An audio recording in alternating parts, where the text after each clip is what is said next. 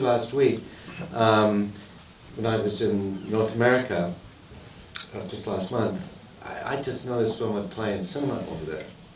I think it'd be a waste to put it straight on DVD, don't you? Yeah. Great, and congratulations. I'm going to ask you guys, while we're waiting for James, 2 quick questions, and then questions from here. The things that impressed me about this were, number 1, London did not look gloomy and grey like London. Why was that? Because we have a brilliant DOP, Ted Ames. Where are you, Ted? Right there, yay! And a brilliant colourist, John Claude, because it was a terrible summer. It was not this one, which was terrible, but last one, which I think was equally terrible. And we did the colour, the grading of the picture, and I kept saying to John, find some blue sky, for God's sake, find some blue sky. I think there's a little bit of blue sky when the balloon drifts up. We hit a bit of blue sky. But you told me that was an accident, the blue. But it was just very well shot on a red can, and very, very well shot. And the other thing was the music, the songs. Now, who wrote the lyrics? Jeff Jackson. Jeff Jackson, who's here as well. Where's Jeff?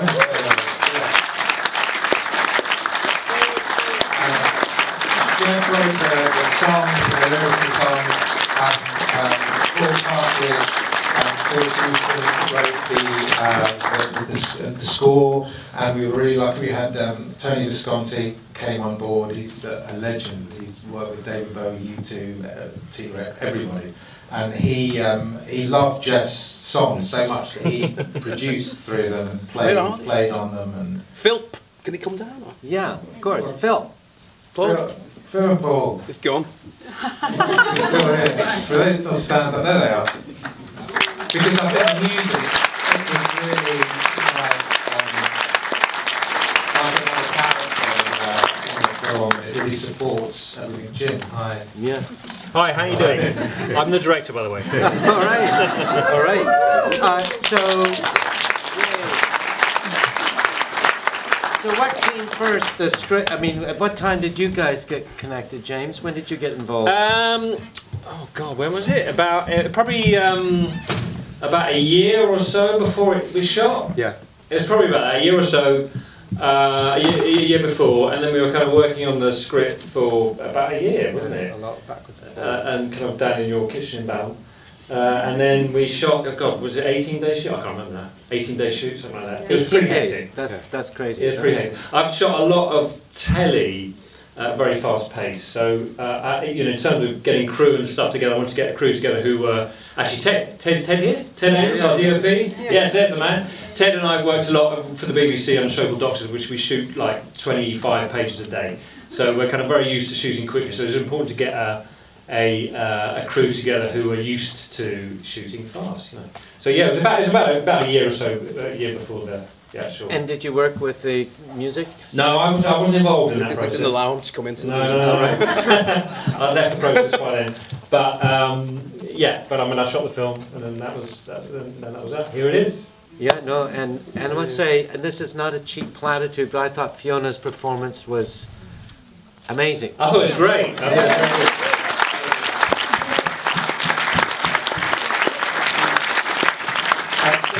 Do you want to explain what it was like to play a female ingenue? She's got the same dress on. How about that? Yeah. Budget. Yeah. Well, it was, playing Amanda is a dream part for any actor, I would say, and she's just a right old pain in the arse and emotional, and everything's kind of kept in very tightly at the beginning, released at the end, and it was great. It was really good. It was a lovely part, good script, great crew, a nice pool of people that helped us right across the board from day one. We've been really, really fortunate with this film, really fortunate. We've had people that have stepped in and carried the baton and then passed it on. And from my perspective, it's been a great experience, really, really good, and that is in no small part due to everybody, because it's such a collaborative thing. Filmmaking is really, it's everybody in this room, from the first day, from the writer picking up, or handing a script over to the script editor, to everybody sitting here. We all share it, and so. But you're actress, and Michael, you're writer, but you both share the producer credit. So that must have been, that's a very unusual combination for writer-producer. Actor-producer is maybe a bit more common, but that's still very rare in the industry. So how did you get the money?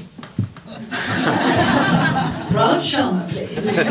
Jane Walker.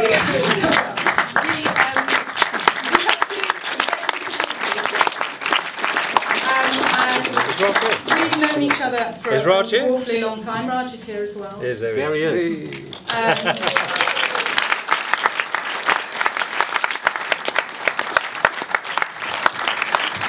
Initially, we shot a 5-minute preview trailer of the film. We did that with a kind of core team, with Jim, with everybody, and we showed that to the investors, or potential investors, and said, are you interested in coming on this journey with us? And fortunately, a lot of them said yes. And a lot of them are here tonight. Yes, we'd just like to say a big thank you to everybody who had faith in the project and was willing to put their money in and stand behind us. Thank you for believing in us, and I'm very proud of what we've achieved.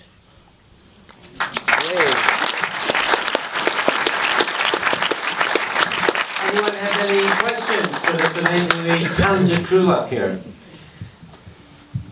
To the bar! What's your next project? Yeah, that's a good one. Well, thank you very much. I think everybody's working on quite a few different things. I know that Jim's working on a couple of features. Michael's working on about 3 potential scripts, and we're undecided about which one we're going to go, but we're starting probably in November. And we're going to work along the same lines again, I think. We're going to keep it small and tight and move fast. Make it hopefully commercial and fun. That's really what we're going to try and do. Could I just say a little something?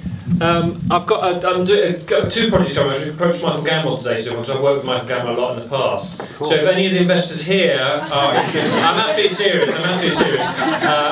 Would you come and have a chat to me, because we're partly financed. It's a $3 million thing, but we're partly financed, but we're still looking for more. So please come and track me down in the bar. And so how much do you want? Just hand over. Anyone else? Yes. Question for Jeff. Huh? Question for Jeff, please. Hi, Mark. Yeah, some of the more incidental music. When Tom Conti's in the kitchen, do you sort of watch? You see a bit of the film first, then write the music, or do you put the music together first? God, it was something you were going to ask. It's a very long story, but the way we worked, me, Phil, and Paul, we had one song which I wrote at the start, which is "Love Keeps Growing," and that melody, which Phil orchestrated throughout, was at the back when they fell in love. So that was all playing at the back, and then the kitchen. Oh yeah, that was a guitar piece, which I then give again to Phil, and then Phil just took it and went his own way. Just a great team. It just worked out really well. Can I just? It's a very good because it is interesting how films come from an idea to the page. And I met Jeff and I loved his music, and he said, "What do you do?" I said, "I'm a film writer." I said, "Oh, can I see one of your scripts?" So I said, "How about a romantic comedy?" So I gave him City Slacker, and he read it clearly, because I got up the next morning and there was a song, and it was... No, 2 days, because it was in Bruges. Was it 2 days? It's all right. It's a good story. It's the very next day. But anyway, he worked very quickly, and in inbox technology, and I played the music, and I just loved the music. And the music that he'd written to the script actually, really did inspire me to say, okay, let's push this forward. Let's push this forward. And 2 weeks later, Jeff said, when are we making the movie? Have you got the money yet? And this happened every Well, time just I say- saw him. Well, Roger's one of my friends. I said, do you want to invest in this movie? Not anymore. And he said to me, no. He said to me, I said, how much do you want to invest? Well, I think it's 500 a unit. Oh, Can I speak about this? no. And he said, oh, okay, yeah, I might invest. Show me the script. I can't remember. But after that, it just spiraled. People, But you know, it stopped being a project because it had been around a while and I'd gone for soft money, which is, you know, basically public money, and there's all sorts of strings attached. And it was a project that people kept saying, yes, we love this, but. And it suddenly turned into a project that people said, yes, we love this, and. You know, and that was and suddenly people just started saying yes to it. You know, everybody. Jim was the next person to come on board. We really wanted to work with him. We'd seen his shorts. We knew that he could, you know, work quickly, and he said yes. And then we worked on the script, and then the money started coming in. You know, Raj and Jane. It was snowball, and then it gets a critical mass, and you can't stop it anymore. And it got to that point, and we made it, and here we are now. Yeah, but this strikes me as a wonderfully commercial film that deserves to make money for you guys and all your investors. And it's the rant about public money and all those civil servants that control the purse strings. And I'm going to get really bitter and twisted. But I think this is exactly the sort of film that British filmmakers should be making, because it's got the commercial potential. I understand you do have some snifters. We have a very big snifter, and it's sort of telephone books of contracts flying across the Atlantic, and we shall see. Yeah, We shall see. and that's when I said at the beginning why your tweets and Facebook messages are important. If you hashtag City Slacker, Raindance, the people who actually have the power to put films in cinema rather than straight to DVD, are really looking at us right now. We're getting 1 million impressions a day off our social media, and that will really, really help. And don't think that sitting there, we're not doing it, matters. It does matter. A couple hundred people here will make a big difference, and you can help this film, and they're at a critical mass right now. Yeah. Could just tip it over. Yeah, very much. Yeah. Speaking of which, at Raindance we also have a charity called the Independent Film Trust, and we teach filmmaking to the disadvantaged mentally ill adults, people just out of prison, juvenile delinquents, and there'll be some ushers outside here. The slot is actually wide enough to take paper as well as coins. Anyone else with a question? Yes? A lot of the people here are students in Raindance. Can you give the script so that we can study the script? That's an incredible compliment, and yes, of course. Thank you. Good, good. We do have, the MA program here. Yeah, there's a bunch here tonight. Yeah, great. Anyone else?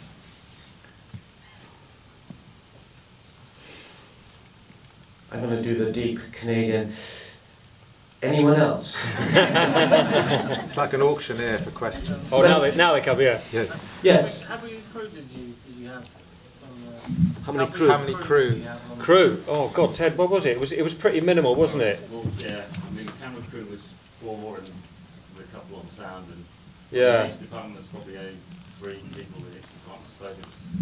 Yeah, it was a very minimal crew. I mean, we couldn't have large numbers anyway. I mean, we didn't have the equipment anyway. Didn't need them. So yeah, it was a pretty minimal crew. We had on average 30 people. 30 people. Yeah. She knows, she paid for it. So. She knows the numbers. Okay, time for 2 more quick questions. Yes, you. Yes, in the middle. Which other festivals it was going to be shown up? We don't know yet. We don't know yet. We've entered a few, and you know, if I could have picked, and this isn't just because Elliot, who founded this festival 20 years ago, standing next to me, if we could have picked a festival to premiere at and to screen at, it would have been Raindance, because it's our hometown, it's London, and the support that you get here is incredible. It's just a wonderful platform to, you know, to launch the film off into, you know, where it should be, which is in the public It's consciousness. another reason why there's social media. Tell them it's social media. Social media, Just Twitter, tweet away. Facebook, you know, it is a... People will, my equivalents in America and Europe will be looking at this. They look at, and then in City Slacker, they haven't heard of anybody. Oh, it's sold out. Everyone loved it. They clap all the way through the credits. Loved the film, etc., etc., etc. it makes them think, oh, we better get a check disc off Michael or Fiona, and yeah, that's how it happens. It starts right here tonight. And your little 10-second tweet or Facebook message makes a difference. Come on, British people, don't be apathetic. You have instructions how to do that. Yeah. Ask your kids, right? One last question. Yes, in the very back. I've just sent off my Facebook message about it. Cool. However, my picture is not good enough. Can I come down and get a picture before you rush away? You can. Just come down right now. Take it. Come down right now. Thank you. Yeah.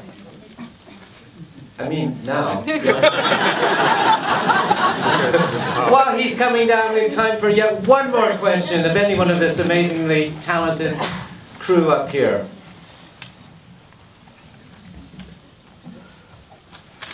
Can we get a copy? Of the picture or the... Yeah, the picture, can't we? Can we all, oh, right, well, he puts it on Facebook and you'll see it. Push my... Right. I have to say something. Yeah. This is Alan Squeeze in. McKelvey, who's taking the picture, who is my and Fiona's accountant. If it wasn't for Alan, this film wouldn't have happened because he's kept This is a bit like being sponsored by your mother. Give him as many pictures as he wants.